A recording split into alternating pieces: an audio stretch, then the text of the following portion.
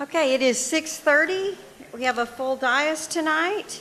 So, as authorized by Section 551.071 of the Texas Government Code, this meeting may be convened into closed executive session for the purposes of seeking confidential legal advice from the city attorney on any item on the agenda at any time during the meeting. The City of Bastrop reserves the right to reconvene, recess, or realign the regular session or called executive session or order of business at any time prior to adjournment. It is 6:30 and we are called to order. This evening we have Tyrone Wilson Jr., who was a scholarship recipient from the Juneteenth organization. If you would step forward, everyone wants to see you and smile at. No, come on up to the podium, please, Mr. Wilson. And he recently graduated from Bastrop High. You have to turn around so they can all see you. And your people want to take your picture.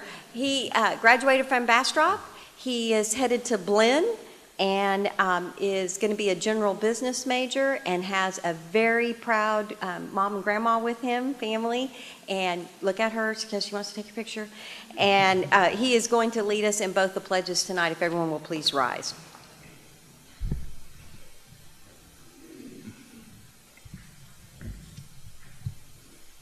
I pledge allegiance to the flag of the United States of America and to the republic for which it stands, one nation, under God, indivisible, with liberty and justice for all.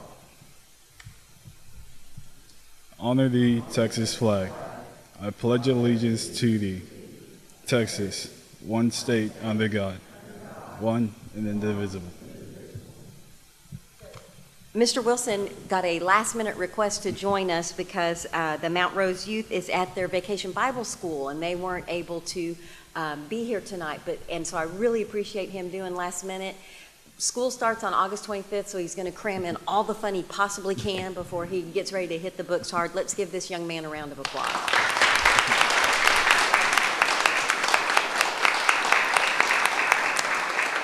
And if you will please remain standing, Police Chaplain Cliff Sparks will be giving us our invocation tonight. Chaplain Sparks? The Word of God calls us to be aware and to behold how good and how pleasant it is for God's people to dwell together in unity. And there he commands a blessing of life forevermore, which is a life of fullness of all good things. It's ongoing. Let's pray. Father God, thank you for letting us be here together. Lord, we just glorify your name and give you honor for the freedom that you bestowed upon us and for your love and grace. Let all your servants here be blessed tonight with the wisdom of your Holy Spirit to joyfully and agreeably do the things that need to be done to further your will here in this city. Lord, I ask that you bless them in spirit, soul, and body, them personally and their families. And let everybody here just know and glorify your name. And Father, further we ask that you bless, guide, and protect our military and our law enforcement as they stand guard over our nation and our city. In Jesus' name, amen. Thank you very much, Chaplain Sparks. You may all be seated. All right, Colin, did we get the picture in? There we go. So the first thing I'm going to do with my mayor's report is invite Adina Lewis to come forward, and she's got a presentation to make to council, and I was honored to be included in the presentation that she made to Commissioner's Court on Monday. So Miss Lewis. Thank you. Mayor, did you read the proclamation? You want to do that? Sure. And I have little boys here to all of our officials here. Bastrop County received from the state of Texas the designation of the Film Hospitality Capital. Yes, isn't that exciting?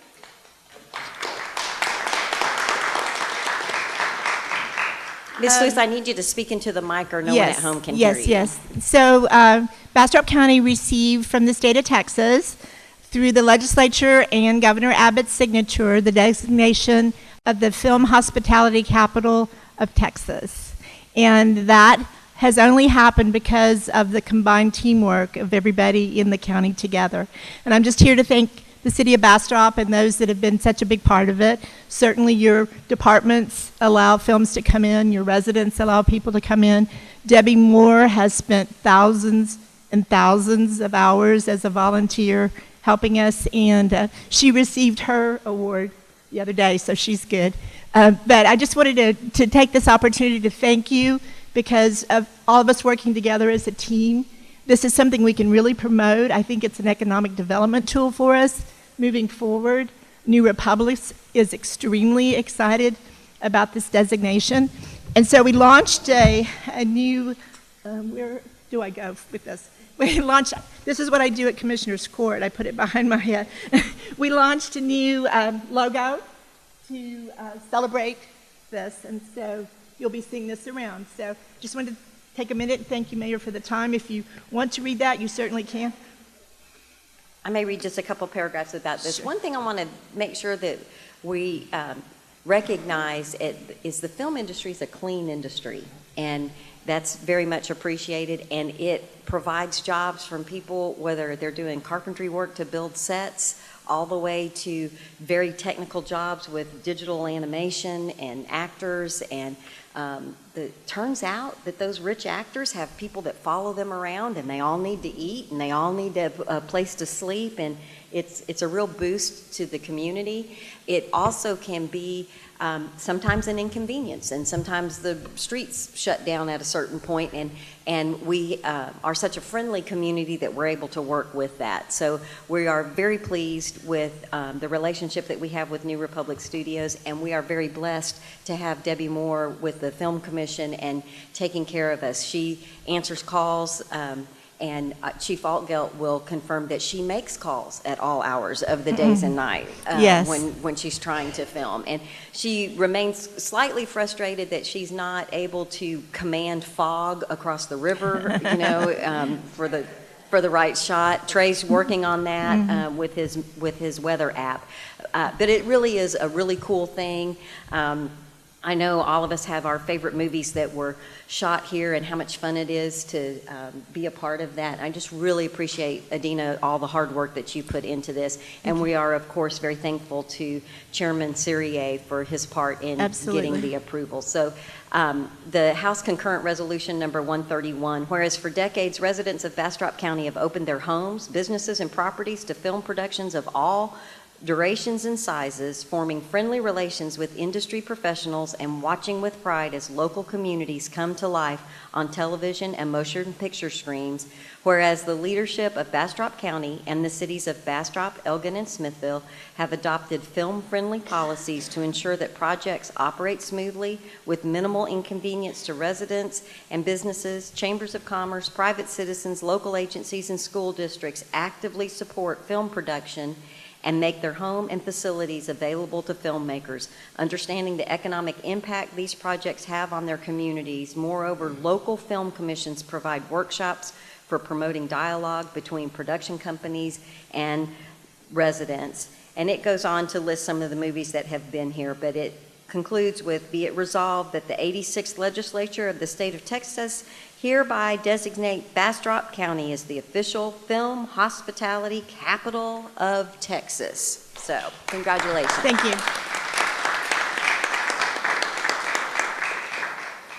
Thank you very much. Thanks for coming, Adina. We appreciate it. It's good to see you. Okay, moving on to the next slide. You'll see a couple things I was doing between June 12th and June 27th. The upper left-hand corner, the city manager, Matt Lewis, and I were a panel at CNU 27 that was in Louisville, Kentucky, and presented, it's a little bit hard to see that word behind him, but turns out you get together with a group of municipalities and people want to talk to you about your moratorium and what you did and why you did it and what worked and any advice that you might have. Then I was very honored to be recognized by the BISD Board of Trustees, and that same day we had an opportunity I attended the come and go reception for Chief Bunch, who is the new chief at BISD. I know Chief Altgeld and Chief Nagy are already forming a new relationship with him as we all work together as we take care of this community. I also attended the come and go code. When we got feedback on the B3 codes, we had, I believe we were right around 50 people, upper right-hand corner, Colin, that attended at the Opera House. Thank you, Opera House, for hosting us. And then the bottom right-hand corner, I attended Leo's Italian Grill ribbon cutting. It's out on 21, and they have live music once in a while. And they were a new member of the Chamber of Commerce, so I attended that ribbon cutting. On the next page, not much to mention here, I did attend the TML board meeting that was in Midland. There's still, the horizon goes into tomorrow. It is a very flat place. If you've ever been up there, it has not changed at all. The Patriotic Festival was a great success on the 29th, and then if you'll flip to the next page, Council, you all received an email based on some of the legislation that's passed and is being enacted the first part of September. We are, quite frankly, hustling around to find out how we make sure we comply with all of those new rules. So there is not going to be a special council budget workshop on the 11th, and the TCRFC, which is the Colorado River Floodplain Coalition, the annual board meeting is going to be pushed off a couple of months. I do want to draw everyone's attention to the July 16th Board and Commission Volunteer Fair. You should have gotten a flyer in the mail and an insert in your utility bill. Please, please, please come out, learn about the boards, bring a friend, and let's get all the people involved in the community that we possibly can. I also want to invite the public to attend the reception for Becca Sexton. She is our new librarian. It will be, not surprisingly, at the library on July 23rd, and that is scheduled to happen between 1 and 4 p.m. Mayor Pro Tem Nelson. Well, that was quick.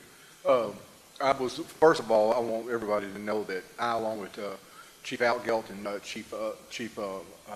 the fire chief, went dunking Saturday at the Patriotic Festival. And there will be pictures at the next council meeting. Maybe. I was fortunate enough to attend last week instead of the mayor a best breakfast that was held at Southside Barbecue, and we had a presentation from St. David's relative to an initiative that they've undertaken that is a Network Weaver Leadership Learning Series. There's some information displayed relative to what this is all about, but it's a chance to train and equip a group of residents from all regions in our county and lead community change efforts to improve the well-being of our community and our citizens. There's more information that's available on the BastropCares.org website that can provide some additional information. Is there anybody who wants to volunteer for this? It's going to begin in September, and it's going to train this cohort of citizens within our community to develop practices that will improve the well-being and the health of all of our citizens throughout the county. Need to call some attention to Debbie Brissett, who is heading up the Bastrop Cares project, and she is a very hard and diligent worker. So if you engage her in a conversation, be ready to have a long conversation. But she's a warehouse of information that will provide you with some enthusiasm about our community. And again, there's information up there on the board, and I have some handouts that I'll make available at the end of the council session in case anybody wants some additional information. Thank you much. Is that it? Anything else? All right. Councilmember Rogers? Councilmember Peterson? Nothing tonight, Mayor. Thank you. Councilmember Ennis? Thank you, Mayor. I attended as council liaison, I attended the cemetery board meeting last week, and we put the finishing touches on the memorial tree program. I'd like to read real quickly this little bit of information so that you'll understand what we're talking about. This program will be brought to council before too long for our approval and sending it out to start actually selling the trees. But after reviewing the Fairview Cemetery Ordinance in 2017, it was decided to continue restricting the planting of trees by plot owners and their heirs to ensure that any trees that are planted are both native to the area and proper for the cemetery and the local environment. Due to this restriction, a replacement plan became critical to maintaining the future beauty of Fairview Cemetery, as the original trees were lost to age, disease, and weather-related causes. As many families wish to donate something long-lasting and meaningful in their loved one's memory, the Fairview Cemetery Memorial Tree program has been designed to meet the desire to give something long-lasting and the need to ensure the selection and placement of proper trees for Fairview Cemetery. This will be coming before us before too long, and they've worked long and hard on it. Thank you very much. Councilmember Ennis. Councilmember Jackson? I'm not through. Oh, I'm sorry. I thought that was it. I apologize. Go ahead. If you will give me the latitude, Mayor, I'd like to pose a question to our city manager. Sure. With a significant rain event possibly developing in the Gulf, and knowing that we've had some drainage issues that we've had to deal with in the last year to 2 years, significant drainage issues, would like a quick update if you could give us on where we are on some of our drainage projects, and specifically Gills Branch. Yes, sir. I had a conversation with Curtis one day this week when the tropical storm that is going to potentially hit, should it develop, there are a whole lot of caveats on that, somewhere between South Texas and the Florida Keys, so there's a big variation. But recognizing that that's always on the minds of our citizens, I was delighted when I inquired with Curtis Hancock that he had already worked or walked to Gills Branch. Our crews are already out working on Gills Branch at 95 in Cedar Street in that general area, and will work their way down the creek. The actual bottom of the creek looks good. There is some branches and some trees that are leaning that could pose some challenges, so they're working to get that out. So kudos to staff to anticipating the concern and being on top of it. You asked the question about some other drainage projects. Back in 2016, there were several projects that were identified that we have grant funding for. One is the Jasper Newton drainage project that's going to increase the size of the pipe under the railroad at Jasper and Newton. We were notified last week that that project has not only cleared design but funding, so we hope to be able to start that in the October time frame, anticipating that it would be finished sometime in January of 2020. So that would be a first quarter project for us. The Pine Street drainage improvements, which was the second identified project, that project has been designed. We have money in the bank to match the construction. It's been submitted to TEDM, which is the Texas Department of Emergency Management, at the end of May, and we're working through their process to be notified that they will release the match. And as soon as we hear from TEDM, we will start that construction.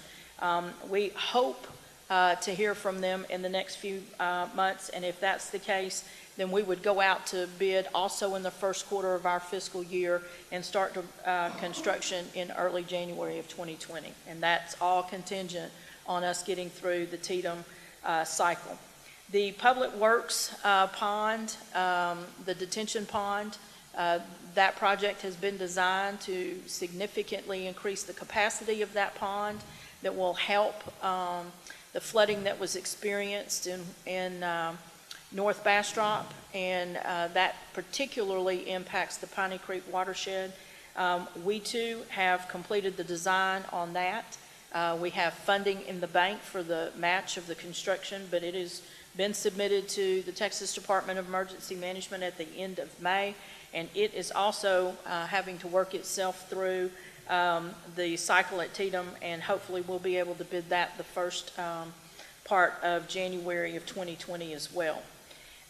The Gills Branch drainage channel that has been damaged, I believe, from Hurricane Harvey, that if you cross the bridge going on to Lover's Lane, there by Lost Pines Cleaners, we have been notified that we've gotten some FEMA money for that, and we have identified a match.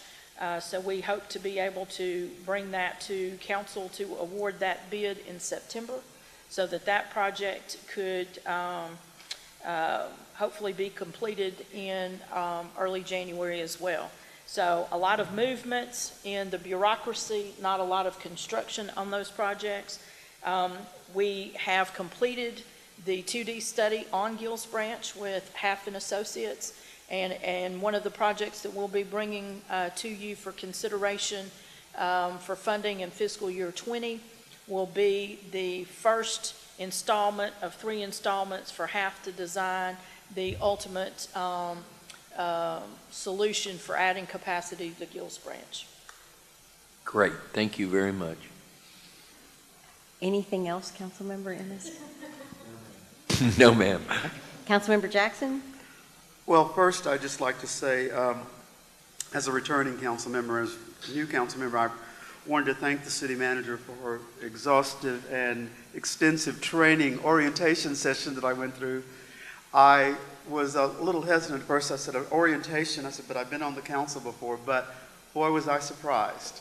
It was a very, very thorough training session and orientation for me. I got to meet all of the departments, and they went into detail about the different things that they are undertaking right now, and so I feel much better involved or informed now as a council member after going through that, and I just wanted to thank the city manager for providing that training. As I said, I was a little hesitant at first about it, but it really turned out to be good, and I think training is always important, and even though it was 7 to 5, 2 days, it was still very, very good and very rewarding. I also attended the Patriotic Festival and enjoyed that, the fireworks and all. And also something in the community I think is going to be discussed later, but I wanted to talk about the Freedom Colonies exhibit at the museum downtown. If you haven't seen it, I really enjoyed it. Not because I worked with it, but because it's just an outstanding exhibit, and I would like for as many people to go see that as possible. It's an extraordinary exhibit for our community. And that's all I have. Thank you, Councilmember Jackson. City Manager, anything to report? Yes, ma'am. I'm going to ask Rebecca Sexton to please come to the podium, because I am absolutely delighted to introduce to you our new Director of Library Services. She goes by Becca Sexton. You heard the mayor talk about her welcoming reception, and we are absolutely delighted to have Becca on board. Becca has a special passion for libraries. She's held multiple positions in the library, so she knows how it works. What impressed us most was her can-do attitude, her passion for the longevity and relevance of the library in the 21st century. Her nature, her DNA is very unusual for library services. We would call her very much an extrovert. You don't always see that with librarians, but she can hold her own in any situation, and we are delighted at the mindset that she brings about problem solving. She is very excited about being the Director of Library Services, has already brought some ideas to the table and hit the ground running. We included some of our library staff in the interviews, and they had conducted first rounds of interviews, and then I interviewed with their finalists. And when it was all said and done, we did this behind closed doors, and at the end of the meeting, Tracy, when I went out, she said, there was some screaming going on. Who was screaming in the library interview? And I said, well, when I agreed that Becca was the primary first choice, the library staff was screaming, hallelujah, amen, this is awesome. And she goes, really? I wouldn't have thought. But they were super, super, super excited about having Becca on board. And I want to publicly thank Bonnie Pearson, who has served as the interim Director of Library Services since Mickey retired. Bonnie did an outstanding job, and all of her staff stepped up to the plate and helped, and nobody was more excited about Becca starting than Bonnie. And I say for what the mayor will say is the best part of this presentation. She has her Master's of Science and Information Studies from the University of Texas at Austin. So Yes. I didn't want to start there. We've never gotten past that. So Becca, why don't you just say a few words and introduce yourself beyond that to the community? Sure. Good evening, Mayor, Council. As mentioned, I'm Becca Sexton. I'm super excited to be here. The library is a great team. This is an awesome community, and I'm just excited to be part of it and to see what we're going to do next at the library and to help us take those next steps. I invite all of you to please come visit. My door is always open. I would love to see each and every one of you and everyone else in the room. The library, it's for everybody. And yeah, like I said, just thrilled to be here. My past experience, lots of different libraries, Pflugerville, Cedar Park. This is my first time making my way south of Austin, but loving it. So great to be here. Thank you. Welcome, Becca.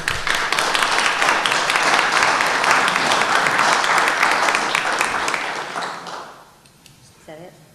All right, we are moving on to work sessions and briefings. I'm at the bottom of page 1, item 5A, update and discussion on easement acquisition on Main Street Rehabilitation Project. Ms. Gleason.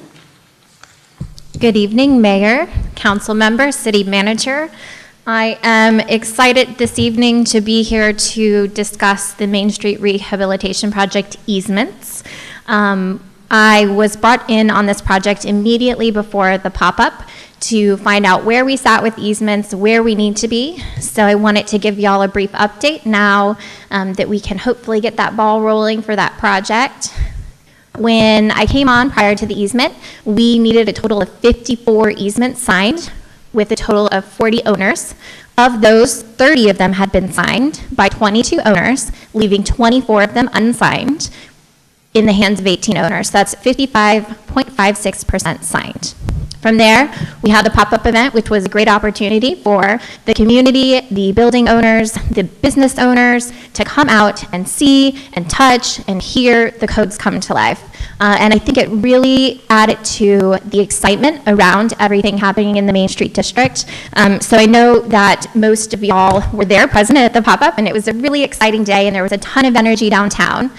So we made sure to reach out to each of the easement owners prior to the pop-up to invite them down there, because we were sure that it was an event that was going to answer a lot of their questions and also let them see how excited the community was for the build. So I think it worked.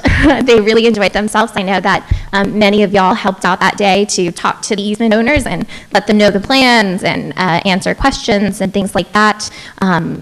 Since then, I've been working hard with different departments, with our city attorney, with our engineering firm, to get those easement documents drafted. I've been meeting with each of the easement owners to talk about what the easement means to them, what they're wanting to see in the build, and also to answer any questions and take any of their concerns back to the city attorney to see what we could do to work with them.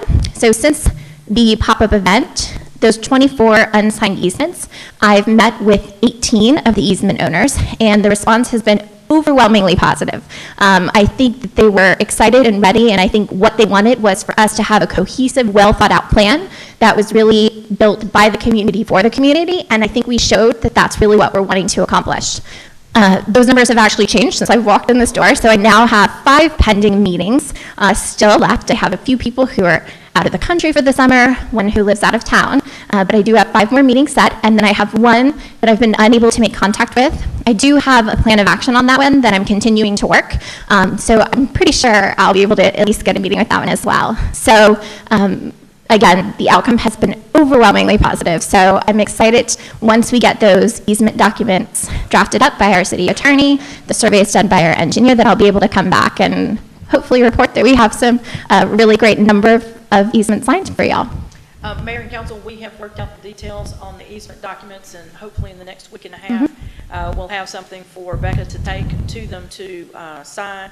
So all very, very positive. At this point in time, we don't have any no's. We have some questions, as she says, pending. So we remain cautiously optimistic, and you can anticipate probably your second meeting in August for Rebecca to be back and report on the ones that we have signed, and any issues, which we are anticipating not having many, to seek your assistance on. Thank you so much, Ms. Gleason. And I want to draw the public's attention to the fact that This project is discussed on page 240 of our budget last year, and council, you might note that there is $0 and 0 cents budgeted for acquisitions. So there was a long conversation about not spending tax dollars to pay a property owner to make improvements in front of that property owner's property. So we absolutely want to address everybody's questions. I've heard from people at the pop-up that they had asked questions before and hadn't gotten answers, and even though this has been going on since 2014, it was the first time they really understood what could happen. So just hats off to you for meeting with everyone, and thank you in advance to all of the property owners along the that are involved in this easement acquisition. And then one other thing I wanted to clarify, City Manager, is it is my understanding, all things being equal, and hopefully we are able to obtain all of these easements, we anticipate starting in January after Christmas. Is that correct? That will be addressed in 6A. Okay. Okay, great. Council, any other questions or comments for Ms. Gleason? Councilmember Ennis? Good job. Thank you. Great, really appreciate it. And because you're Main Street and we're talking about Main Street, we had talked about, I knew you gave us an update on, Table on Main was a part of your Main Street update, and you were getting a final invoice, and we had asked you some questions about the sponsorship. So, and Council, I don't care whether she emails that to us or it becomes an agenda item, so you can, City Manager, you can do whatever you want, but I know Council is still looking for that information when it's available. Sure. And I'm also still working on Councilmember Jackson's question, so. Okay, great. Thank you. Thank you very much. Council, you're okay moving on? We're on the top of page 2, item 6A, receive an update from MWM Design Group regarding the Main Street Rehabilitation Project. Mr. Job, or Well, not Mr. actually, Job? it's not. It's going to be Tony Bonodono. He is our engineer that works with MWM Design. Tony has been actively engaged with our process as a team member, and he's going to just talk about the scope of the project and a schedule, Mayor, that will answer your questions on what we're targeting, assuming we don't have hang-ups with the easements. Welcome. I've only ever heard you referred to as Tony, and now I know why. So welcome, Tony. We're glad to have you present for us. Thank you. Good evening, Mayor, Council. So I first wanted to start off giving just an overview of what the improvements will be. You saw a preview of it in the at the pop-up event, and this is going from north to south. We get more dense and more downtown looking as you go the block from Farm to Spring. We have 15.5-foot lanes, 9-foot parallel parking on both sides, and about 8-foot wide sidewalks. Trees only in the bulb outs and only doing street improvements in that area, mostly just sidewalk improvements.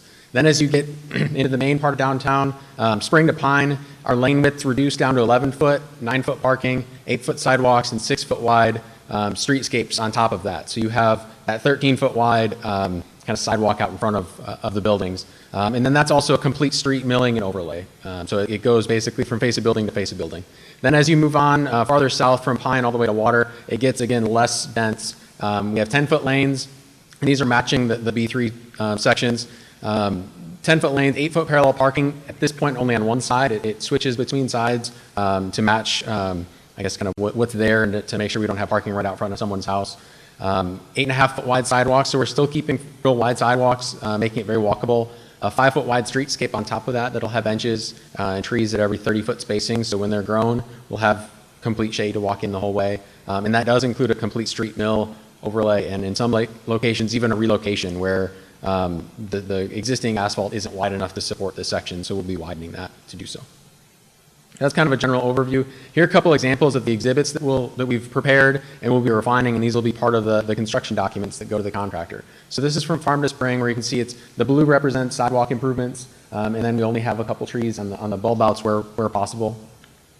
As we move into downtown, you can see a lot more tree cover, benches that are in there, parking on both sides still. Then as we proceed farther south, we kind of go at the Walnut and Alley B. We start to transition into having parking only on one side, and then a little bit fewer amenities in that area, kind of transitioning outside of the real dense downtown Main Street section. And that continues all the way to Water. So as you saw, the exhibits that are there, they're not full technical design documents, and that's because we're using this field engineering approach, where basically we're providing the contractor enough information that we can convey the improvements to them, the intent of the improvement. They know what they're bidding on. They bid unit prices based on those general improvements. We can do a quantity estimate for that. They have standard specs and construction details, so when we say sidewalk, they know how thick it is, what rebar they need to put in, all that kind of stuff is very clear to them. Again, they bid on unit prices, and then they're actually paid for what's installed. So if we go out there and we install 10,000 square feet of concrete, they get paid for 10,000 square feet. They don't get paid based on what the estimate is or any lump sum. It's just what's installed. The detailed design direction comes from an experienced field engineer like myself in the field, right there coordinating with that contractor, also with the property owner, so that we can make sure everything flows and matches both the codes and the intent of the project. Because of that, we can address individual concerns, and with that close coordination, we typically have few, if any, change orders on projects like this. If there are usually any change orders, they're typically from, while we really liked how it looked, we found more money, let's take this up another block on another street. Those are the typical change orders that we'll see on a project like this. So down to really what you probably want to know about more is the schedule. So we met with the attorney earlier today, figured out a way to come up with a way that we can make the easement documents that are clear, easy to read, understandable. So we'll be preparing those. I think from what Rebecca said, about a week and a half that we're pulling those together. We compared that to doing a full detailed kind of typical standard field notes and sketches, and that would be about a 4-month turnaround. So we're going to kind of meet in the middle, where it's not we're mitigating as much risk as possible and going to be as upfront with the property owners as we can. Once we get those in hand, we have the easements in hand, then finalizing the exhibits, preparing the project manual, about a 1 to 2 month process. We'll advertise and go through the bidding phase. It's about a 2-month process for advertisement, from the start of advertisement to when we'd expect to actually award it to the contractor. And then once they start, we expect about a 9-month construction phase. Mayor and Council, I asked Tony to put it in this context because until the easements are actually signed, we don't know when we can start. So I wanted to have this slide up before I answer your question, Mayor. It is our hope, it is our goal that we can get these easements signed and executed so that you are awarding this bid in the November-December timeframe, so that construction starts literally January 2nd. With a 9-month construction, we can be between Christmas seasons downtown. So the hope is that we can close out Lost Pines Christmas downtown, finish New Year's, immediately start construction, and be through in September before we move into the fall and the Christmas season in 2020. That's the goal, and hopefully we can get a lot of cooperation from the folks that have to execute the easement so we can keep this schedule. I had gotten a couple of questions because, of course, I was in the Let's Rock and Roll, and there was concern that, and it sounds like we physically are out of time anyway, but I know there were some folks that were worried that we were going to start tearing things up. Happy Thanksgiving to you. And that I want to make sure everyone knows that's not going to happen. January 2nd is our goal, and it would be no earlier than January 2nd. Mm-hmm. Is that correct? Council, does that make sense to you? Have any questions? Tony, excellent job presenting. Councilmember Ennis? This is for my own clarification, because I've had a question from someone saying that we were going to start closing off half of Main Street at a time in the fall. That's just not happening. No. Okay, thank you. Councilmember Rogers? So just a clarification question, when it does start, we'll do it section by section, not just yes, the whole part. That's right. And I did have one question on from farm to spring. Mm-hmm. Why you said there was going to be less trees. Is there a particular reason why that section gets less trees than the? In that section, we're only doing the sidewalk and trying to keep the asphalt. The asphalt is in relatively good condition as it is now. So rather than mill and overlay the asphalt or change where the lane widths are, we're keeping the existing road widths and trying to fit those in the existing sidewalk that we have. That's perfect. Thank you. Good questions. Anybody else? Council, any other questions? Thank you, Tony. Thank you very much. Appreciate it. All right, Council, we're moving on to item 6B, receive presentation and update from the YMCA of the Austin Bastrop branch. Ms. Moore.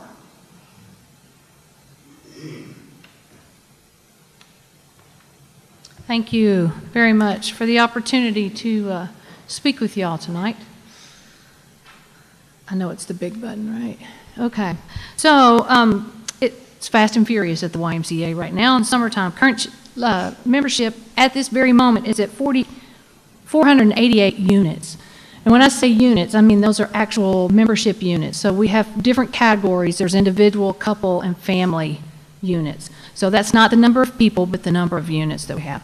Just in the month of July, we've added 27 units. So it's pretty active. It's pretty fun. Outreach is something that we continue to do. We love to do it. We're working on the first and third Saturday night at the Hands Held High Ministry. We do children's activities out there. And then the Friendship Bible Baptist Summer Camp, we work out there a couple of times a week through the summer. We're also doing something with a group of organizations at the Linden Street location of the Housing Authority called Casa de Amigo. And basically, it's a program where we're adapting to figure out what is actually needed. So on Mondays, we go out there with children's activities. There's different organizations that go out with GED classes and different things. So we're kind of feeling our way around to see what it is that we need to serve out there. Grateful for the opportunity. I also want to mention that I hope that everyone knows that everybody is welcome at the Y. That means that no one is ever turned away. Financial assistance is always available, and we'd love to have them.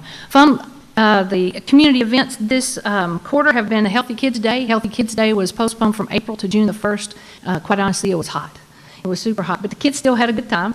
What we added this year was the fun run, and we had different age groups, and the kids ran around the outside of the lot when we had our cheering section in the middle. It was pretty fun to have, and encouraging, and everybody's cheering each other on. It was for all ages.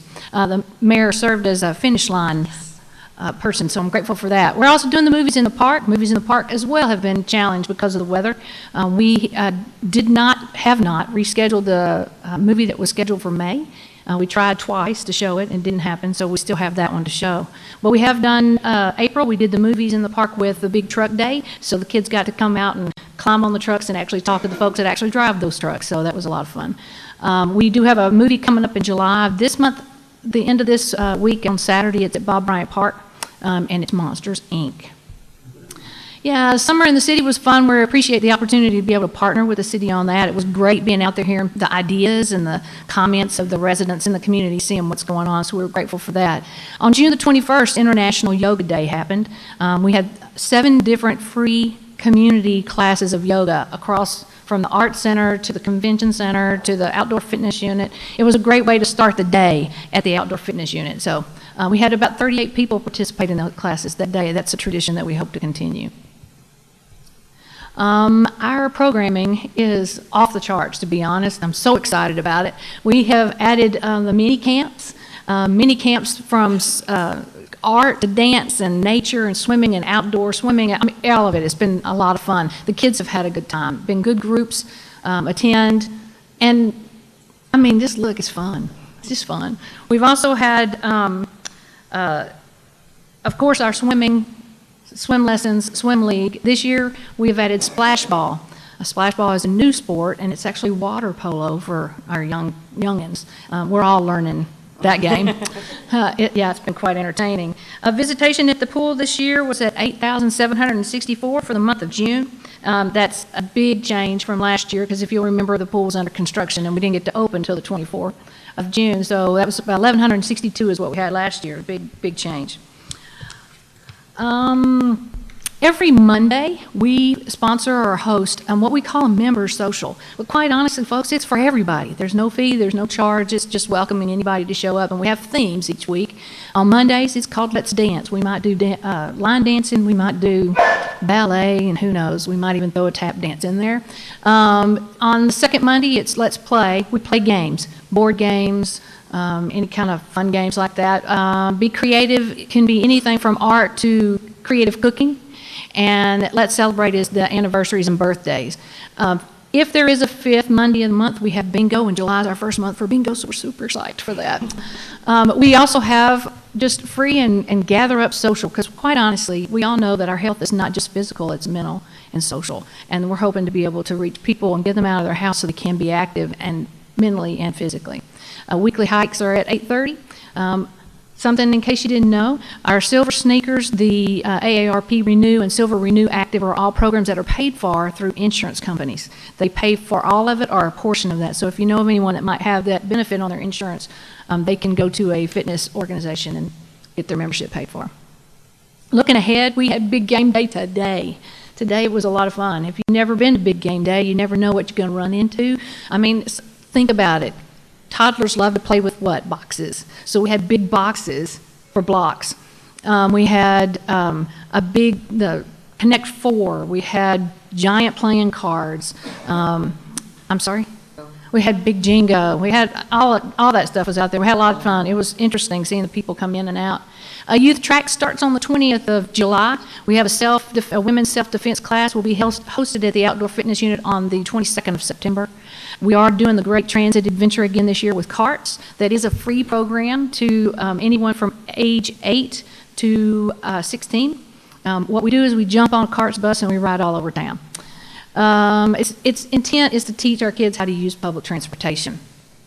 A beginner yoga class starts next week. Youth and Government, we have a branch club this year that will start meeting on the 20th of July. We'll meet at the office.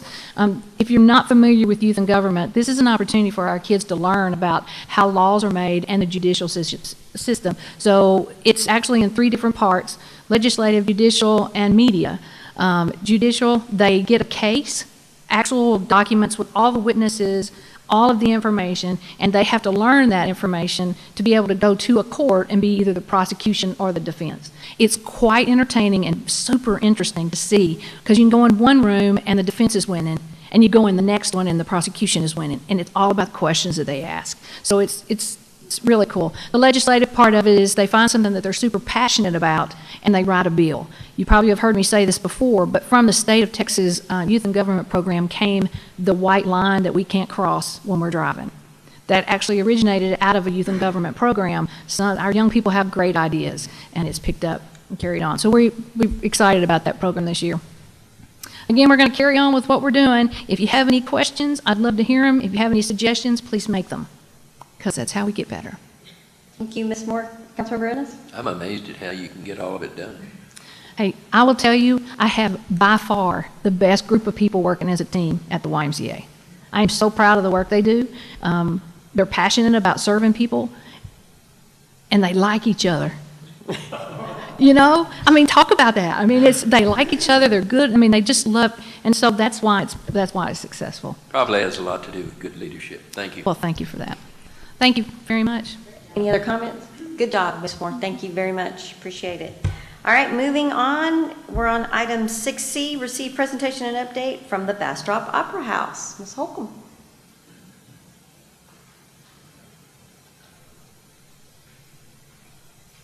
Good evening.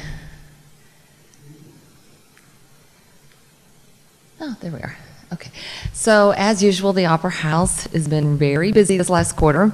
It's been hopping. Dracula the musical, I think I put this on the last report, but it kind of fell in the middle, so it carried into this quarter as well. But that was a fantastic show. And I want to say that lately, all of our shows that we've been doing, if they're not sold out, then they're very full. And that's a great thing. We also did the disappearance of little John Henry Owens, where we sort of partnered with the Bastrop County Bar Association.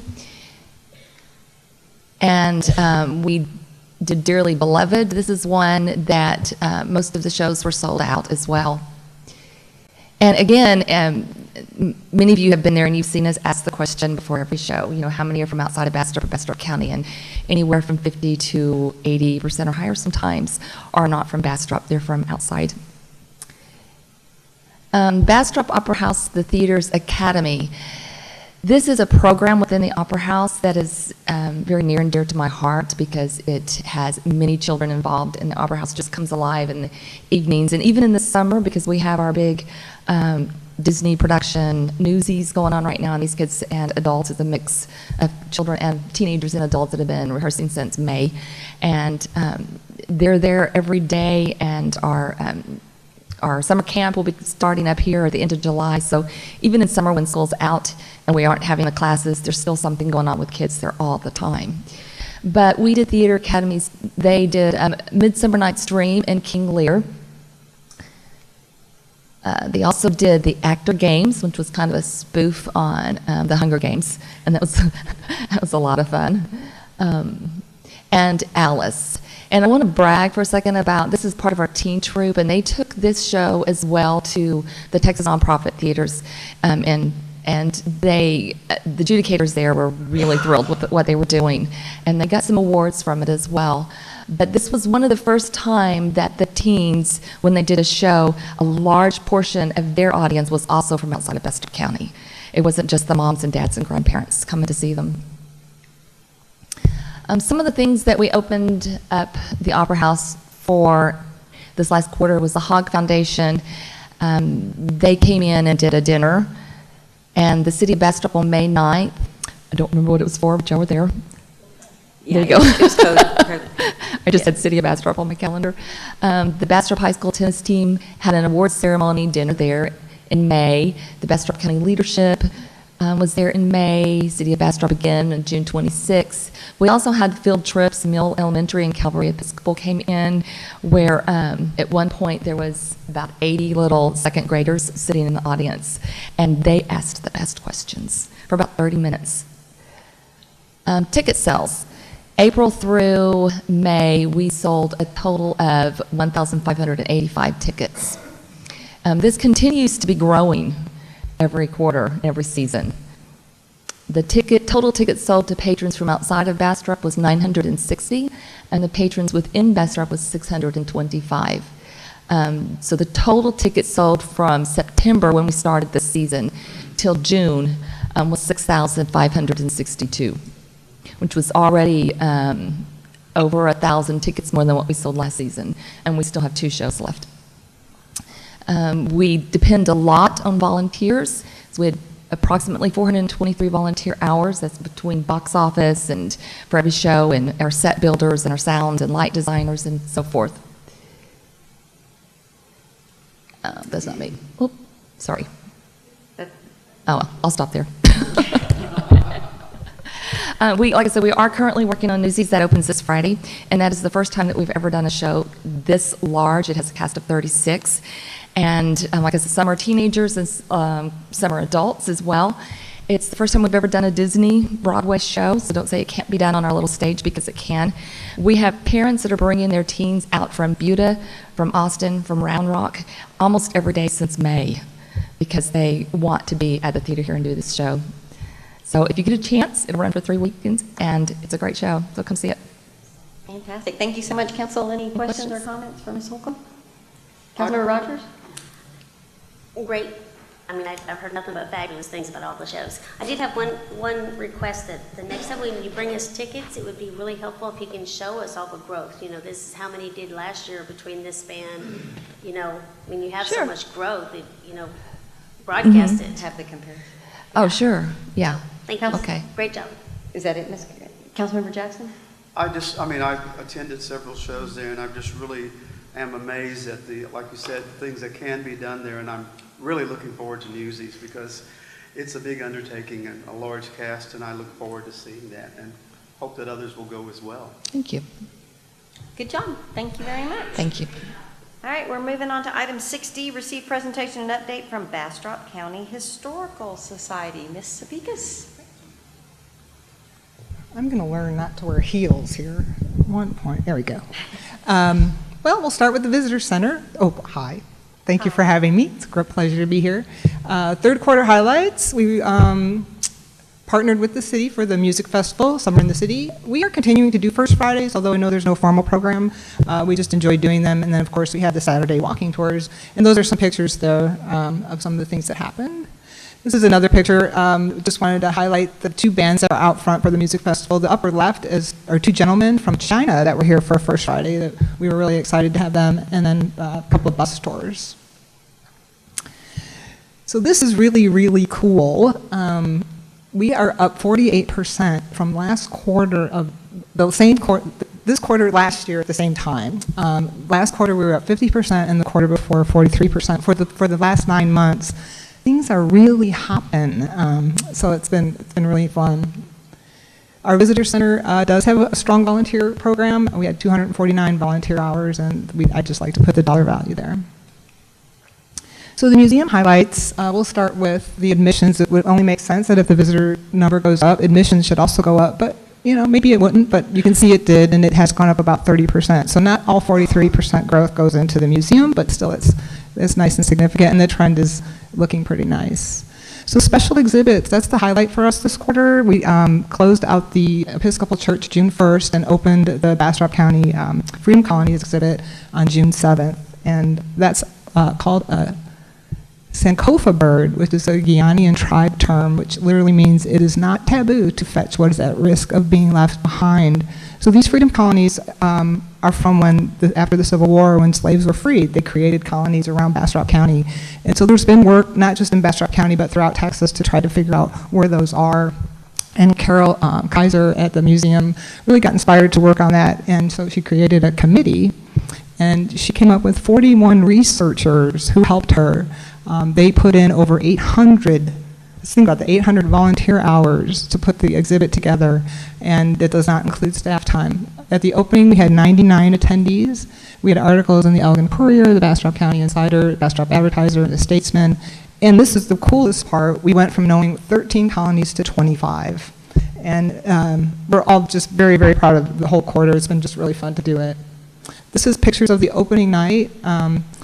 Just various folks. We did a small presentation, so the bottom is where they're looking at the presentation, and then just some folks looking around. The quarterly speaker meetings, our last one will be in this month, at the end of the month on the 25th, and it's going to be Toys of Yesteryear. Our Vice President, Jennifer Leisure, is going to lead that, and it's for the families, and we hope that if you know any children, you need to come out. And I do want to make sure I point out that this time it will be at the Opera House, so we can have plenty of room to do things like play hopscotch and make cornhusk dolls and all that cool stuff. So, and it's free. So just a little bit. What day is that? It's the 25th of July. 25th. It's 6 o'clock. 6:30. Sorry, 6:30. Sorry. So the Freedom Colonies was a big portion of what we did this quarter, and we're still receiving material. Much of it is only on loan, but there's quite a bit that we do need to document, record, and archive, and Carol is obviously working on that. Bobby Poole, a volunteer, has been working on Building Block 6, and we're getting ready to share that with Downtown Texas, the website. The collection maintenance, so I mentioned last time we had a UT assessment come out, some graduate students, and they made some recommendations, so we've been improving the shelving and filing and various things that they recommended that we do, and we're also looking at some new collections that we might be able to acquire. So here's the volunteer hours. So it's so high because of the Freedom Colony exhibit and all of the people that came out. I really can't express how wonderful it's been. You do need to come see it. We have a PowerPoint that runs of the team and all of the people who did contribute to the process. And then we had additional hours, just various other things that were going on. I want to go back to the visitor center. I forgot to say something that Glory Perkins was able to attend the TTIA college that was out at the Hyatt at the end of June, and I didn't get a chance to put it into the PowerPoint, but I wanted to be sure that everybody knew she did that. Very proud of that. So she'll be going the next couple of years to do that. And of course, it doesn't include my board of trustees or our museum curator, and I wanted to thank my 5 board members who are here this evening supporting me. I think that's very nice of them, and thank you all. Any Great questions? job. Would the board members stand up? Let's give them a round of applause. They do a tremendous amount. Thank you very much. Great, great job. Any comments from council? Thank you. Councilor Ennis? I remember the museum when it was down the street in a little poor and tired building. And Ms. Sabikas, you've done a wonderful job of updating the programs and bringing us into the 21st century, and thank you for all your work. Thank you. Great All job. of you I that will help. Echo Councilmember Ennis's comments, and also just like he told Terry before, great leadership is what's I know is making the difference down there. Fantastic folks have to have somebody to follow, so thank you for all your Thank you, hard Mayor. work. Thank you all. All right. Okay, council, we're an hour in. Everybody okay? All right. Next item is 6E, receive quarterly presentation from Bastrop Economic Development Corporation. Ms. Davis. Good evening. I'm going to take full responsibility. Your presentation isn't in here because you sent it to me and I failed to put it up here, so we have gone to citizen comment, so my apologies. Okay. It is in the packet, I believe. I don't believe it's in the PowerPoint. It is in the packet, and council, we're on page 59. If you're at home, we're on page 59. So Fallon, you can just flip through and know that we're looking at it. Okay. Good evening, Mayor, members of the council. So now I'm going over project updates. The first one, Agnes, the project is in the final stages and is due to be completed in July. 921 Main Street, the design phase has begun, and we expect for that building to be complete June 2020. Downtown Trail, we've met with the city, Bowman, and TxDOT to establish project timelines to correlate with the new frontage road overpasses and additional Main Street improvement projects. Technology Drive, working with the city and Bowman to finalize details on the roadway. The interlocal agreement is also being finalized with the city, county, and the EDC. As I mentioned, with the Downtown Trail project, we're waiting on final approval from TxDOT on the plans. We are in the design phase of 921 Main, and the next steps would be design, site plan, demolition, and build out. So now I'll go to our activity report. So the Youth Career Day was a tremendous success. It was held on April 12th. This year we had TWC Commissioner representing labor, Julian Alvarez, delivered the keynote address. And he had a really great quote, and I'll read part of it. It is important that we continue to educate and support the future of our state by providing students with resources like career fairs. It is my hope that other cities see the value and success of career fairs and host similar events in their towns. Career Fair also had more than 600 students that attended and 41 vendors participated. Also, students had the opportunity to ask questions, practice interview skills, and learn about future and current employment trends. And next, we're discussing the strategic plan. So far, we've had focus groups convened. We've had an e-survey that went out, and that's closed. They are developing next the business targets, and then mid to late fall, we'll have the final report draft. And to go a little bit more into the focus groups, we had 4 groups, and we had large employers, greater than 50, small employers, entrepreneurs, less than 50 people or employees. We had a group of government elected officials, academia, nonprofits, and also a group for real estate developers. So now I'll talk about our website analytics. So what I have in the packet is for May 2019. We're still trending upward. We have, since I've been on board, for May we had 1,298 unique users, 3,108 page views. And one thing that's really important to note, 19% visited our website via social media, and that's double from April. So a lot of our social media traffic is being driven to our website, and some of that has been from ads, and some of it has been people seeing people. One of the things that we really wanted to keep or hone in on is to see people, and you can tell a story through words, but to see people through videos and photos is really impactful. So I think that's really driven our numbers up. Also, Texas still is #1 for the number of visitors at 815, followed by Illinois, Virginia, California, New York. Countries, United States top countries represented for our website. And #3 is India. We had 9 visitors from India, and that's, I think, is due to our social media posts. We did a story on the Zoho Corporation, which is an Indian-based company. So for stories on Zoho, I targeted ads to the major cities in India, with the 2 cities. Social media engagement, we're still trending upwards. We're at 5,375 likes compared to last year at this time for Facebook. We had 3,771 likes. For Twitter followers, we went up for 14 followers. LinkedIn, we're still working on building an audience on that platform. We're at 177, and it hasn't really changed much over the past few months. And the next thing is we had a front page story on Earned Media on the Bastrop Advertiser on the Zoho Corporation's recent move to the 71 corridor and how that move really is beneficial to Bastrop, given its proximity to our city. So we were pleased to see that on the front page of the Advertiser. The next Earned Media story is an interview Mike Camelander, our previous executive director, did with the Austin Business Journal. We were quoted about Bastrop's future growth after the moratorium ended. And the quote reads, Bastrop's future growth wasn't hindered by outdated land use regulations. It's something we could something we could have controlled if we got it right. So that was a great quote. And then the last thing is the Governor Small Business Workshop. That's on September 12th, and we're one of the sponsors. And you can go online and register for that. It's gov.texas.gov/business/events. And that will be at the Convention Center from 8 to 12. And one of our charges was to come up with local business owners to participate in a panel on their struggles, their successes as small business owners. So we're looking forward to that and having a local bent on the panel.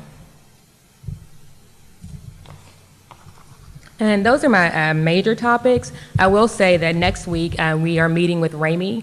They are our marketing and communications firm, so we'll kick off the discovery process with them, and then mid to late fall we'll also have a new marketing communications plan to deliver. Great. Thank you, Ms. Davis. Any comments or questions from Council? Mayor Pro Tem Nelson? Yes, ma'am.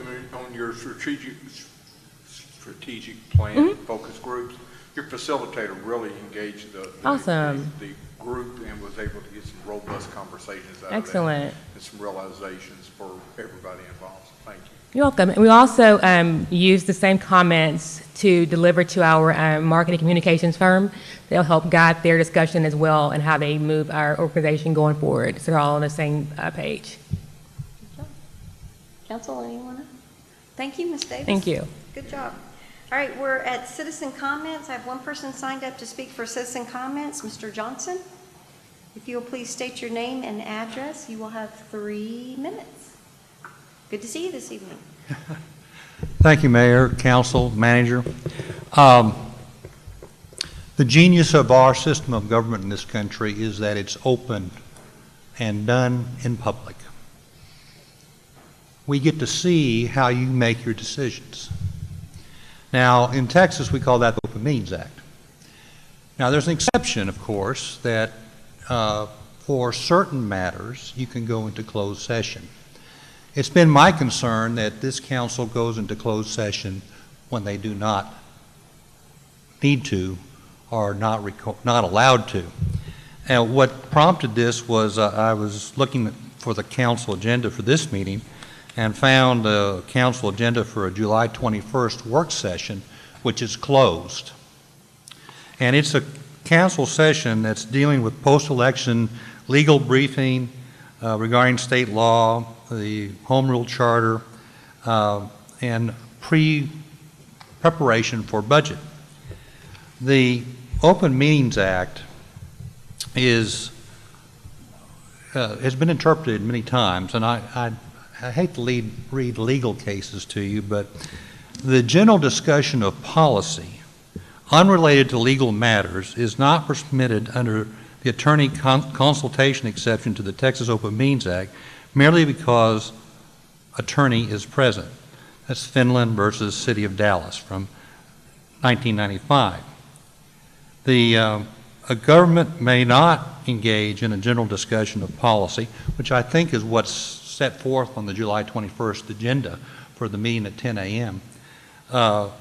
Unrelated to legal matters in closed session merely because its counsel is present, but it may hold an executive session to seek or receive its attorney's advice about either matters related to a specific pending or contemplated legal proceeding or matters for which it seeks the attorney's legal advice. Communication must be related to an opinion on law or legal services or assistance in some legal proceeding. Texas State Board of Public Accountancy versus Bass, 2012. Now, I think clearly that meeting is not entitled to be a closed session, merely because the attorney will be there discussing with you the state law. That's a matter of policy. And what this means, I think, is that the most important thing is that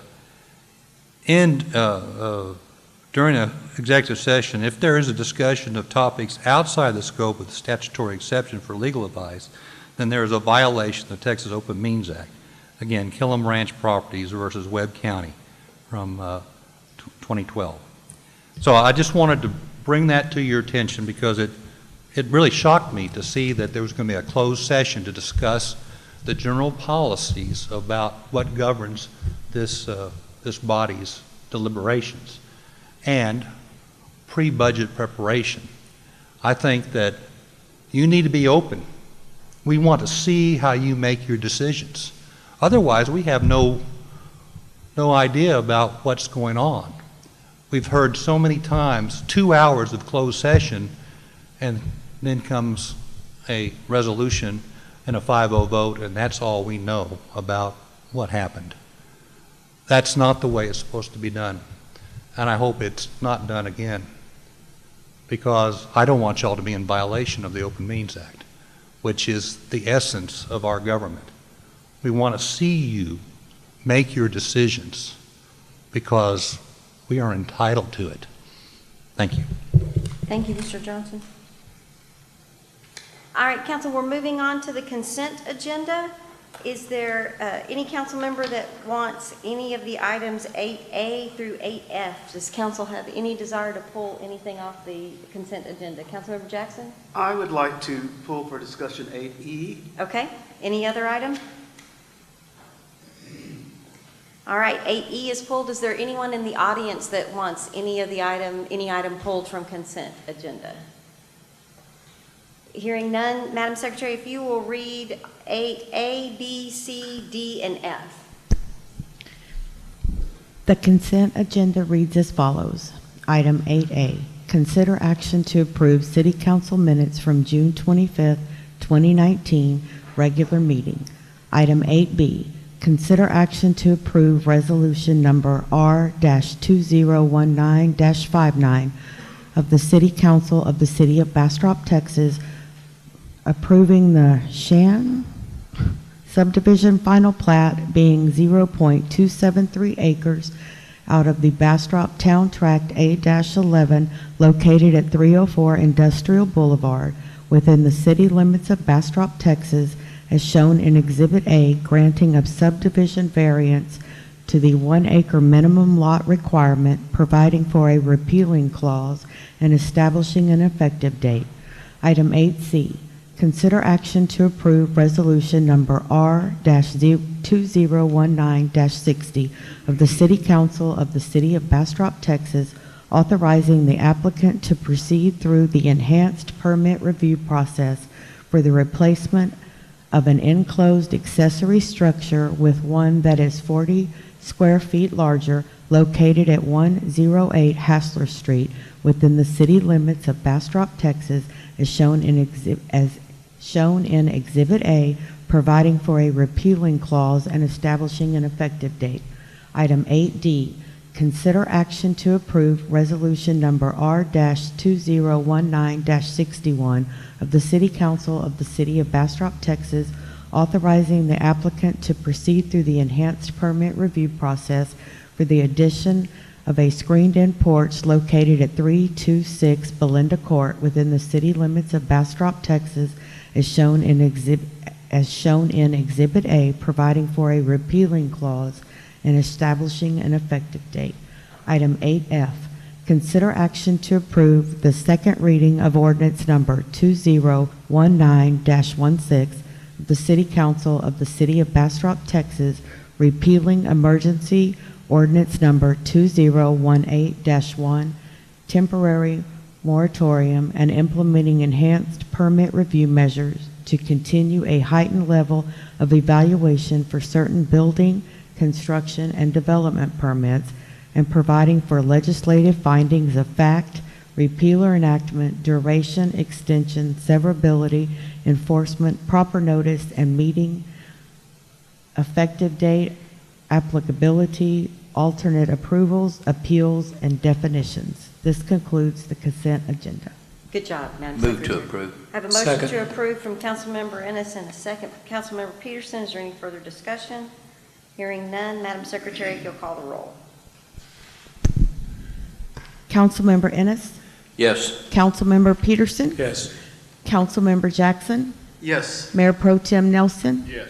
Councilmember Rogers? Yes. Motion passes unanimously. The consent agenda is approved with the exception of item 8E. We will now consider item 8E, consider action to approve the second reading of ordinance number 2019-2323 of the City Council of the City of Bastrop, Texas, authorizing the City of Bastrop to convey to Garments to Go Incorporated that certain 6.0 acre real property legally described as Lot 3, Block A, Bastrop Business and Industrial Park, Phase 1 subdivision located in Bastrop County as set forth in Volume 908, page 275 of the Deed of Records of Bastrop County, Texas, and providing for the following findings of fact: repealer, severability, proper notice, and meeting. Councilmember Jackson, you had a question? Not so much as a question as a comment, I guess, on the, I was on the council in 95 when this was first developed, and I was just really, and when we established the Economic Development Board, and I was just happy to see that Garments to Go has followed all of the, the stipulations that were required, and they've done a great job, and they've been a tremendous asset to our community. And I was just wanted to applaud them for taking care of that. It shows that incentives can work with a company coming into our community, and I wanted to applaud them for it. And I wanted the privilege of making the motion to approve that ordinance or resolution, if that would be possible at this time. Absolutely. I'm happy to make the motion. I have a motion from Councilmember Jackson, a second from Councilmember Ennis. Is there any further discussion? Madam Secretary, if you'll call the roll. Councilmember Jackson. Yes. Councilmember Ennis. Yes. Mayor Pro Tem Nelson. Yes. Councilmember Rogers. Yes. Councilmember Peterson. Yes. Motion passes unanimously. Item 8E is approved. Moving on, we have 2 items for individual consideration tonight. Moving on to item 9A, consider action to approve the second reading of ordinance number 2019-21 of the City Council of the City of Bastrop, Texas, amending the budget for the fiscal year 2019 in accordance with existing statutory requirements, appropriating the various amounts herein as attached in Exhibit A, repealing all prior ordinances and actions in conflict herewith, and establishing an effective date. Ms. Waldron. Yes, the first reading of this ordinance was brought to you and was approved on June 11th, and this is just the second reading of the ordinance with all of the appropriate attachments. And I could go through each one of the funds if anybody has any questions. I have one little question. Okay. When you, when this is passed, does it become the 7 2019 budget amendments? Or was there some budget amendments?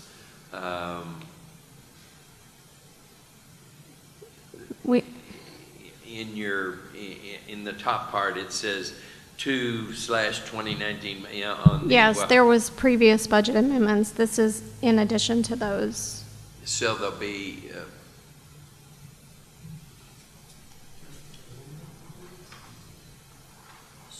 I think okay. It's always an aggregate. So if we've had amendments before. This is the same amount that's right there, and that's a 529. It was 529.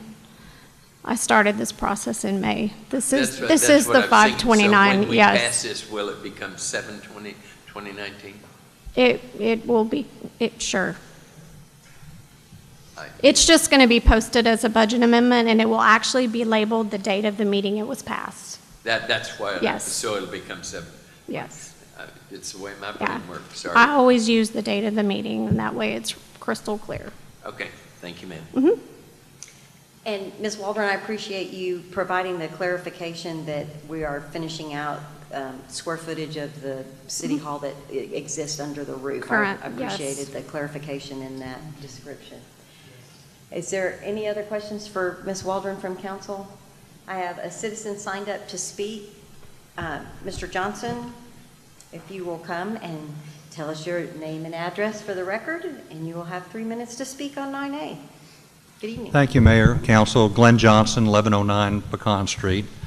I think I failed to do that when you told me to last time. But I just have 2 comments about this funding, and I'm very interested in the budget process. And this is the finishing off of the budget process for the current fiscal year. The budget process is how you set policy.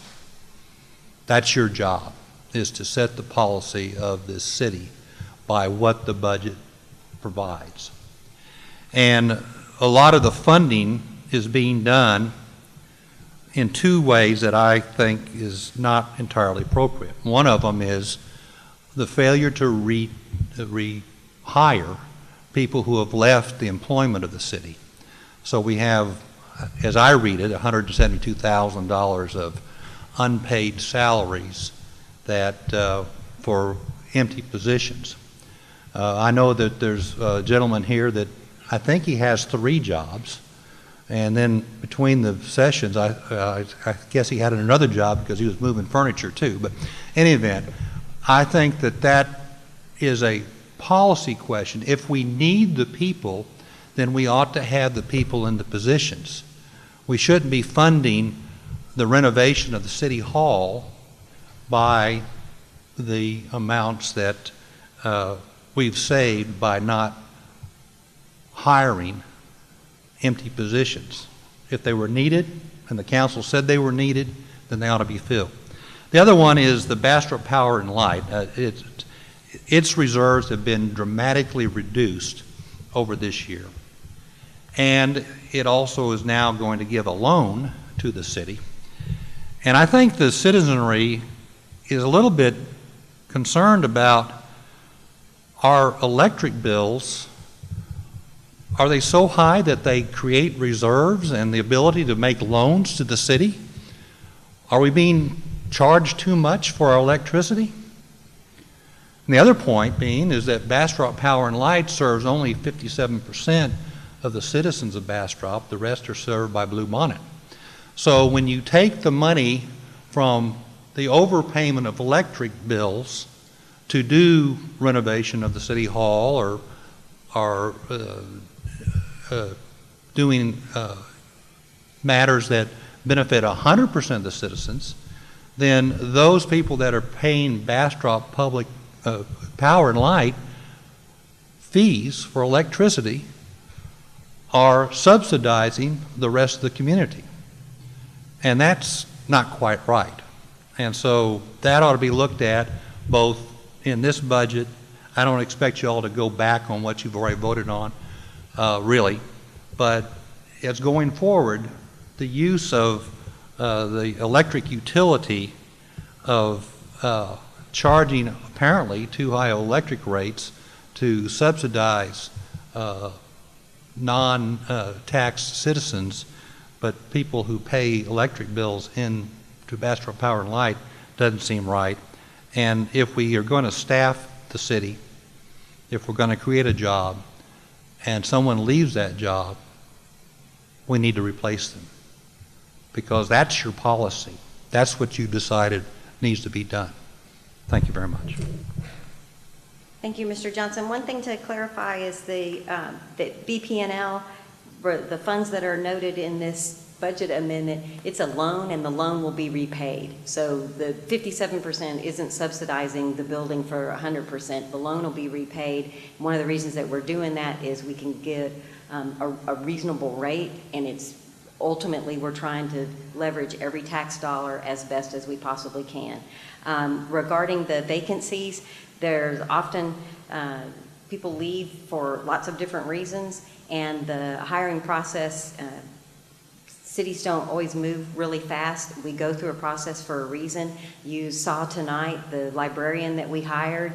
We weren't able to do that in just a 2-week process, but we got a fantastic candidate, and now we have a fantastic librarian. And so the period of time when that position's open, there are funds that are available, and what you're seeing is many of those instances where they're just taking off where there's been an opening for a small amount of time. So, Council, do you have any comments or that you want to make? All right, I am happy to entertain a motion for 9A. I move to approve. Second. I have a motion to approve from Councilmember Rogers and a second from Councilmember Ennis. Is there any further discussion? I would like to thank Mr. Johnson for his comments. Thank you, Mr. Ennis. Anyone else? Madam Secretary, if you'll call the roll. Councilmember Rogers? Yes. Councilmember Ennis? Yes. Mayor Pro Tem Nelson? Yes. Councilmember Peterson? Yes. Councilmember Jackson? Yes. Motion passes unanimously. The ordinance number 2019-21 is approved. Moving on to item 9B, consider action to approve resolution 2018-62 of the City of Bastrop, Texas, amending the City Council Rules of Procedure, establishing a repealing clause and establishing an effective date. Mayor and council, at your last meeting, we had a workshop on the rules of procedure for the city council. The third attachment in your packet highlights the changes. The first one is you requested that the name of the document be changed from Rules of Procedure for City Council and include the words "and the boards and commissions of the City of Bastrop." So that was added, and bless you, Chief Altgeld. On the section 2.6, this is an item that we did not talk about, but as staff was reviewing all of the changes that were made this last legislative session, 2.6 addresses emergency meetings, and the requirement is that we post a 2-hour notice if it has been deemed an emergency or urgent public necessity. Effective September 1st, Senate Bill 494 changes the posting requirement for 2 hours to 1. So the verbiage has been changed to read that it shall be sufficient if members receive and notice is posted 2 hours before the meeting is convened until August 30th, 2019. Effective September 1st, 2019, it shall be sufficient if members receive and notice is posted 1 hour before the meeting is convened, and in parentheses, it acknowledges Senate Bill 494. On 2.7, y'all requested that we acknowledge citizen comments can now be made as a result of also a House bill that was passed, and the request was that we add the sentence at the conclusion that citizens' comments and questions will be considered at the end of the prepared presentation and after council has asked questions. Section 2.13 was the minutes of the meetings, and you requested that the comment staff liaisons will take minutes of proceedings of the various boards and commissions and provide them to the city secretary, who serves as the records custodian. City Manager, I'd like to make a comment on that. I know that there are a few boards that have board members that take the minutes, and the point of this is if there is a board that someone doesn't want to take minutes, it's assigned a responsibility. So Yes, if that person happens to be absent, so we're not superseding any rule that the most important thing that we're doing is we have a person who is responsible that meetings are taken and a person who is responsible for maintaining those minutes. So just in case there's anybody who loves taking minutes and they think that we're trying to take a job away from them, that is not the intent. Yes, ma'am. Section 4.5, work sessions and briefings, the same language that was added earlier for just special workshops has been added here. Citizen comments and questions will be considered at the end of the prepared presentation and after council has asked questions. 4.7 under citizens comment, the clarification is that at this time, 3-minute comments will be taken from the audience on any topic, and we've added the words "not on the agenda," recognizing that if they want to speak to an item on the agenda, they will be recognized at the time that item is discussed. You also requested that we make it easier for people that can't get here in time to sign up for meetings, that they be able to do so online. So Ann Franklin and Jesse Miga has amended the website, and now citizens can go to the cityofbastrop.org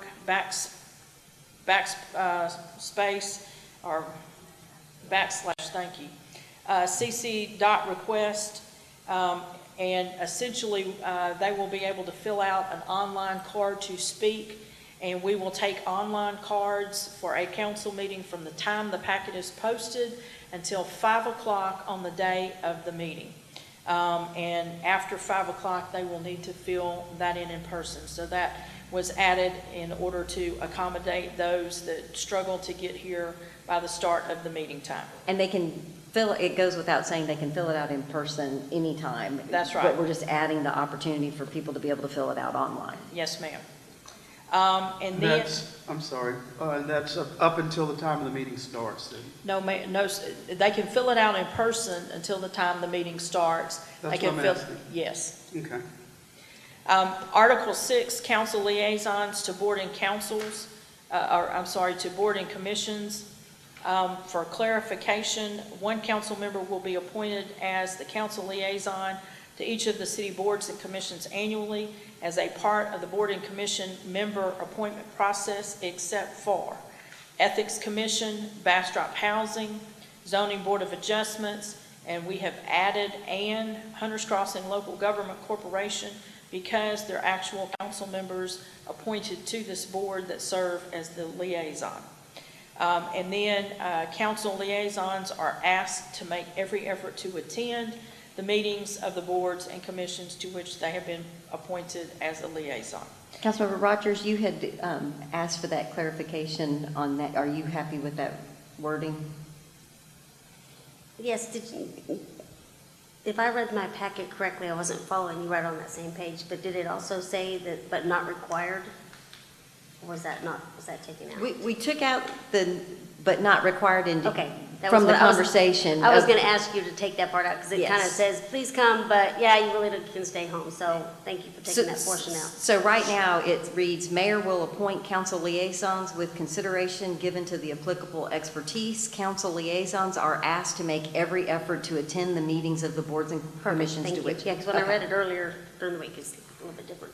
And since I've got the mic on, I wanted to tell the city manager, thank you very much for making that on the website, because I think that'll help everybody on the signing. So since I'm already talking, I'll just finish out my comment. Thank you.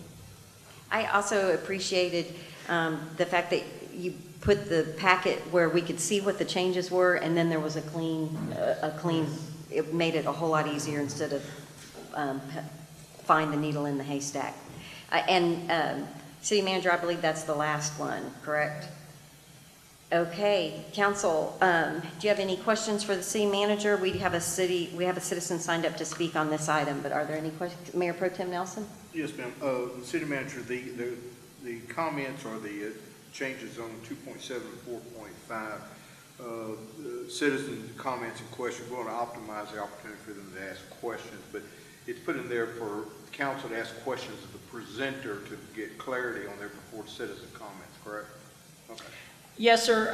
I think that if my memory serves correctly, we acknowledge that citizens are welcome to speak. We were just providing a process based on your conversation of when they can expect to participate. Any other comments? And Glenn Johnson is signed up to speak on item 90. If you'll state your name and address for the record. Mr. Johnson. Glenn Johnson, Chicken Central. Very well done. I especially like the idea of being able to sign up and not worry about the traffic between Austin and here and making it by 6:30. Two suggestions. One, on executive sessions, the certified record of the meeting, I would recommend that the executive sessions be recorded so that someone doesn't have to take minutes for what I saw was a 2-hour meeting once. And that's on paragraph 2.8. The other is also on the minutes. It's 2.13 that there will be a liaison, or as the mayor pointed out, there will be someone that, if there already is someone that is a secretary for a board or a commission. But I think it ought to be made clear under 2.13 that before it's sent to the city secretary for put in the depository of the city records, is that the board or commission vote on it, just like you vote on your minutes. That's the way it happens. It only comes to Ann when they're formally approved for actually filing them for purpose of records retention. They're not minutes till they're voted on. Well, that's not in the document, is it? It doesn't say that. It just says that the liaison will transmit it to the city secretary. And my point is, if that's the procedure, is that it ought to be that the board or commission will vote to verify that whatever the city liaison or the secretary of the board or commission wrote down was what actually did happen at the meeting, in case something gets left out or was misstated or misunderstood. Those are my suggestions. Thank you very much. Thank you very much, Mr. Johnson. I think, may I speak? Yes, absolutely. Councilmember Jackson? I think that is the procedure, as I recall. I'm not sure about how it is now, but maybe if we said, if the staff liaison will take approved minutes. Well, if we're going to change it, it's my opinion, if we're going to change it for the boards and commission, we should change it for council too, because it doesn't say that city council is voting on them. Councilmember Ennis, I'm sorry, Councilmember Jackson, any other comment? I was just going to say that would clarify, and if we change Stick it in for approved. Say, if we put in the word approved, I think that would take care of the question and count, the question. Councilmember Ennis? I don't mind putting something in, but it's understood they're not minutes until they're approved, isn't it? And these are council's rules of procedure and boards of commission, and I think the mayor is correct. Until they are formally adopted, they don't constitute minutes, but we can certainly amend whatever. So why don't we just say after approval that they're transmitted? Do you want to put approval in the first sentence as well?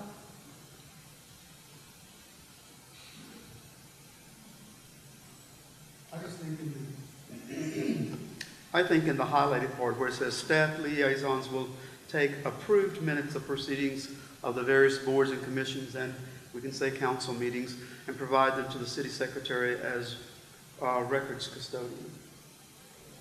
I think just putting the word approved in there will clarify and take all questions out. My opinion. I'm sorry, will you repeat what you just said for me? In 2.13, and it's also been stated maybe where the city council minutes are taken, says staff liaisons, or city secretary in that case, will take approved minutes, I'm adding the word approved, of proceedings of the various boards and commissions or the council meetings in the other instance, and provide them to the city secretary as records custodian. Thank you. I was trying to read while you were reading, and I didn't quite hear. You need to turn your mic on. Or you could just put after approval in both sentences. Keep minutes of all proceedings of the city council, and after approval, they will be open to public inspection. Staff liaisons will take minutes of proceedings of various boards and commissions, and after approval, provide them to the city secretary. Councilmember Ennis, I prefer the second one. Councilmember Jackson, my concern is that staff liaisons, you can't take approved minutes. Right. Because you're taking the minutes, and that implies that, you got to have them to review them before you can approve them. Right, and I realize this. That's why I said that they would not go to the city secretary as a custodian until they have been approved by that board or commission. But I will concede to the, if it'll make it easier, we won't be here all night talking about it. To go ahead and make the other, I'll concede to the other suggestion. I just thought mine was simpler. Mayor Pro Tem Nelson? I think that we should take advantage of having our city attorney here and ask him what would be the appropriate language. I'll take the opportunity to remind the council that this is not required at all. It's not in the majority at all. There's no requirements for the council to approve their minutes or any board or commission to approve their minutes. So if you choose to do so, we can. I think it often slows down the process. You have somebody who records what goes on, that gets filed, and you move on. If you want some words, we can work on some. I don't have any ready for me. For purposes of shortening this conversation, staff liaison will take minutes of the proceedings of the various board and commissions and provide approved minutes to the city secretary as a records custodian. If that meets with the approval, then I'm happy to make that change if it's included in a motion. I think that gets you where you want to go because it infers that someone's going to review them and approve them before they get filed. I'll go along with that if you need a motion to that effect. Is there any further discussion? I'm concerned that some of the boards and commissions meet intermittently when they approve their minutes, sometimes or a quarter or a month. And they don't get sent to Ann until they're approved and signed by the chair of the committee. So when they are signed and executed, Ann files them as a part of permanent record, which was the mayor's point. Until they are approved, Ann doesn't do anything with them. So once they are signed and dated based on the approval of that meeting, they will then send them. And yes, sir, it sometimes takes a quarter for her to get approved minutes, but once they are approved, they get sent to Ann, and Ann scans them into Laserfish and puts them in the book. So we meet the Texas Records Retention Act. My feeling is that this is our rules of procedure, and if it needs some clarification by a citizen or so, then we probably need to be put approval in there so that it's perfectly clear. I mean, we're looking for transparency, so we want people to understand that we don't just put them in the record, even though we don't have to. So, Councilmember Ennis, are you, well, I'll take a motion on how somebody wants to word the sentence. I was going to ask if Linda will reread what she... Doctor, do you want to read it, or do you want Linda to read her last suggestion? I'll let her read the last suggestion. Okay. And that'll be fine. I mean, I was going along with that, but let her read it, and that will be the motion that I would approve or suggest. Staff liaison. Wow. Staff liaison will take minutes of the proceedings of the various board and commissions and provide, once approved, to the city secretary as records custodian. Is that your motion, Doc? Or do you want to make a different one? Or provide approved meetings. Yes. Second. I have a motion to provide approved minutes to the city secretary as records custodian by Doc, and a second by Councilmember Ennis. Is there any further discussion? Madam Secretary, if you'll call the roll. Councilmember Jackson? Thank you. Yes. Councilmember Ennis? Yes. Mayor Pro Tem Nelson? Yes. Councilmember Rogers? Yes. Councilmember Peterson? Yes. The motion passes unanimously. We now have our approved rules and procedures, and we will review them again this time next year. Item number 10 is executive session. We are not having an executive session, so we will not need to take up item number 11, and that brings us to item 12. Councilmember Peterson? Motion to adjourn. The motion to adjourn from Councilmember Peterson. Anybody want to make a second? Second. Councilmember Ennis wants to make a second. We are adjourned, and it is 8:18. Thank you very much. Have a good evening.